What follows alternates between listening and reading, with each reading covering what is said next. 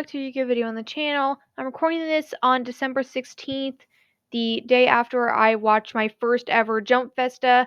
As you can see on screen, I watched it on Dylan's live stream. Spoiler warning, if you guys haven't heard the huge news from Jumpfesta for this year, I suggest you click off this video now and figure out some way to, avoid spoilers and then come back after you've heard the news somehow. This is my spoiler warning right now. Click off this video if you have not heard the news from Jumpfesta and you don't want spoilers. Alright, now that's out of the way. This is a partially unscripted video. I have just a huge list of questions in front of me because, oh my goodness, what is happening? I also am a couple episodes behind. I'm only up to episode 85. I was very behind in the episodes reviews and wanted to finish the one for 85 before I watch anything past that. So I'm just letting you know I am a few episodes behind. So if you're wondering why I don't mention 86 through 88, that is why I have not watched those episodes yet. Anyway, so huge news from Jumpfesta. Go Rush is going another year. We all thought we were getting Yu-Gi-Oh! 9. Not this year. Go Rush is going another year. We're getting Season 3. And now that we're going into Season 3, I do think there is a, clearer path for, what the show is going to do. Obviously we're going to defeat Quaidul. And I feel like since Quaidul has the creator, aka Otis's Earthamar, sealed at the moment, I feel like the creator is going to show up and, he'll be the next opponent. Quaidul also probably, become, an ally to the main group somehow. Maybe it was the creator's influence turning him into an opponent somehow, manipulating him. I don't know, but either way, I feel like he's going to be the next opponent. And then when they finally defeat him, Otis is going to show up as the final villain. I've been saying this entire time, Otis is going to be the final villain. But I feel like we definitely have time to do this now.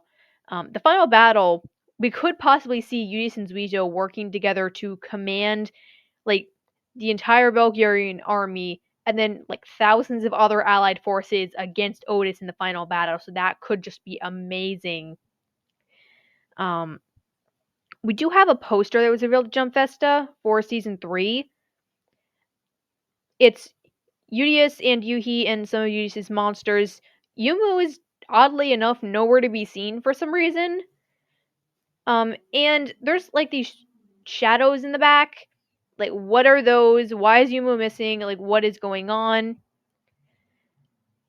I really hope it gives us more on the Ancient Bulgarian War. It's still really annoying that we have almost nothing. We know some things, but we know basically nothing about the war, which is especially irritating since it's the Protect's entire backstory and the backstory of his entire planet. Why is this happening? How long has it been going on? We don't even know how old Yus and Zuijo are. As crazy as that sounds, we don't know how old they are.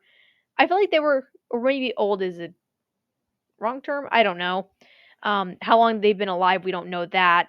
I feel like would be the better phrasing.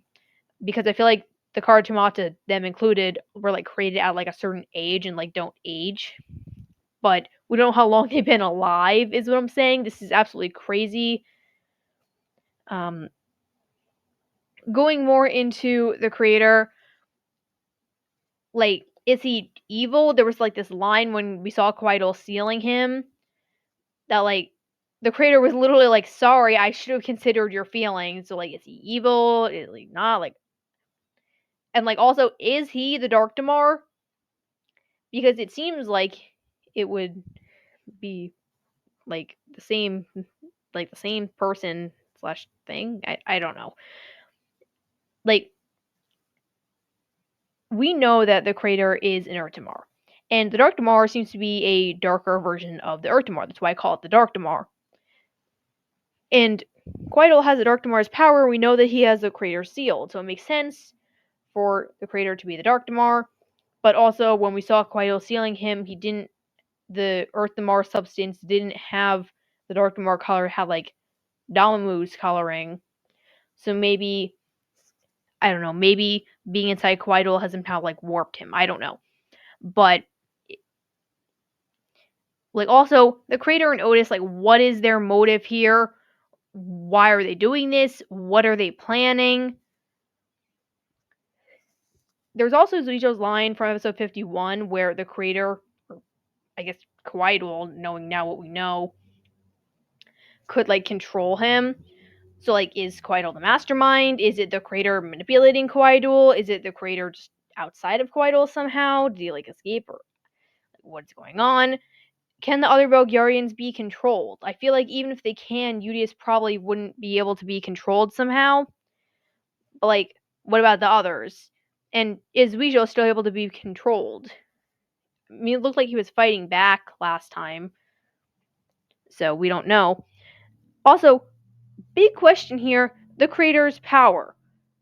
Was what originally created the Belgarians. If they defeat him and that power goes away, what's going to happen to Udius and Zuijo and the other Belgarians? Like, will they be affected? Will they just die? Will they be fine? Like, what would happen? Because that is the power that originally created them.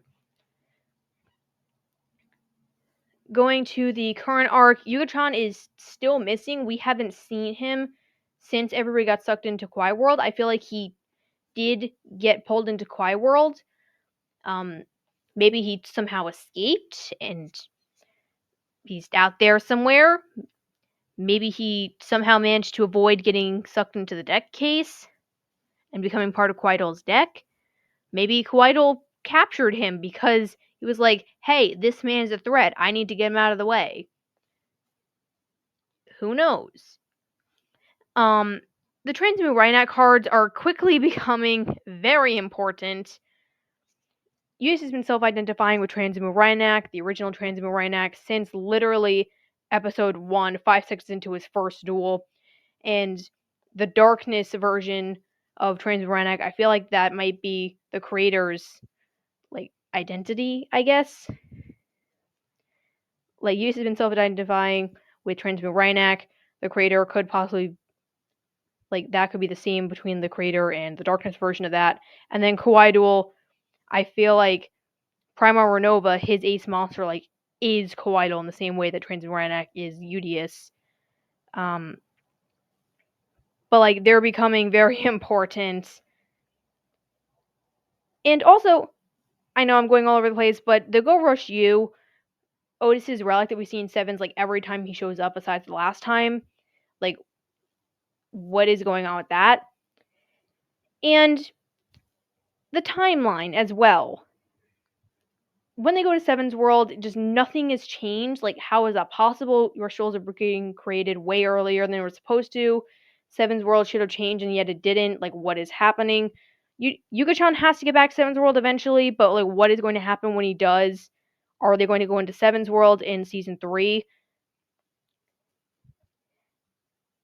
This video is getting kind of long. So, just last point. Oh no, wait, I have more.